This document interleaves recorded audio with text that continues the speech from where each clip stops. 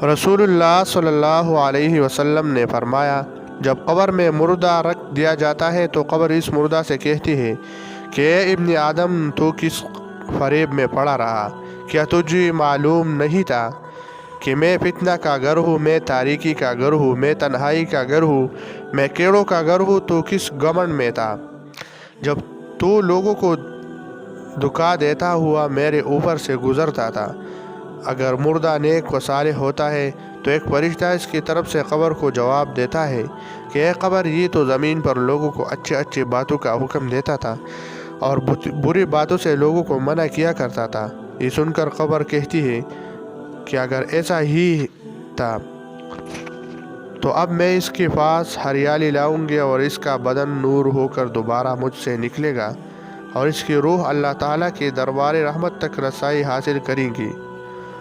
उबैद बिन आमिर लेसी रज़ियल्लाहु अन्हु फरमाया करती थी, मैयत से बवक्त दफन कब्र कहती है कि मैं तारीकी का घर हूँ, मैं तन्हाई का घर हूँ, मैं बेकसी का घर हूँ।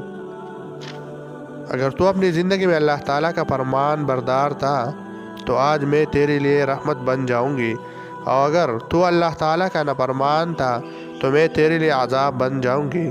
मैं वो जगह हूँ कि खुदा की फरमान बरदार बंदी मुझ में दाखिल होने के बाद मसरूर होकर निकलते हैं और खुदा के नाफरमान बंदी मुझ में दाखिल होकर रंजीदा और गमज़दा होकर निकलते हैं। मोहम्मद बिन सबीह अलैहि रहमा कहते हैं, जब कब्र में मैयत को आदाब होने लगता है तो दूसरी मर्दी उससे कहती है कि ए शख्स, क्या तूने हम लोगों का हाल देखकर कुछ भी इबरत नहीं हासिल की? हमारे तो अमाल ख़त्म हो चुके थे लेकिन तू ज़िंदा था और तुझको काफ़ी मोहलत मिली, लेकिन तूने अपनी अमाल की कुछ भी इस्लाह नहीं की। ए ज़ाहिरी दुनिया पर फरेब खाने वाली, तूने इन लोगों से इबरत नहीं पकड़ी जो तुमसे पहले ज़ाहिरी दुनिया पर फरेब खाकर ज़मीन के अंदर चली गई। हालांकि तो हमेशा देखा करता था कि सबके अक़रबा व अहबाब लोगों को इस मंजिल तक पहुंचाया करते थे।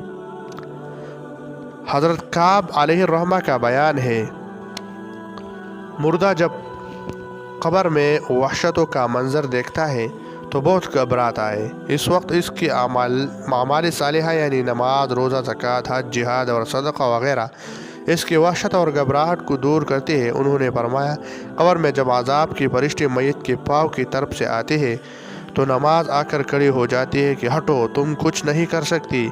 उसने नमाजों में बहुत लंबा क़ियाम किया था। फिर आज़ाब की फरिश्ते मैयत के सर के जानिब से आते हैं तो रोज़ा खड़ा होकर कहता है कि हटो, तुम्हें इस तरफ से कोई रास्ता नहीं मिलेगा।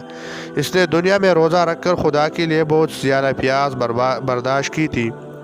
फिर आज़ाब की फरिश्ते मैयत के दाएं बाएं से आना चाहते हैं तो हज व जिहाद रास्ता रोक लेते हैं कि इसके खुदा के लिए अपने बदन को बड़े टक्कन में डाला था।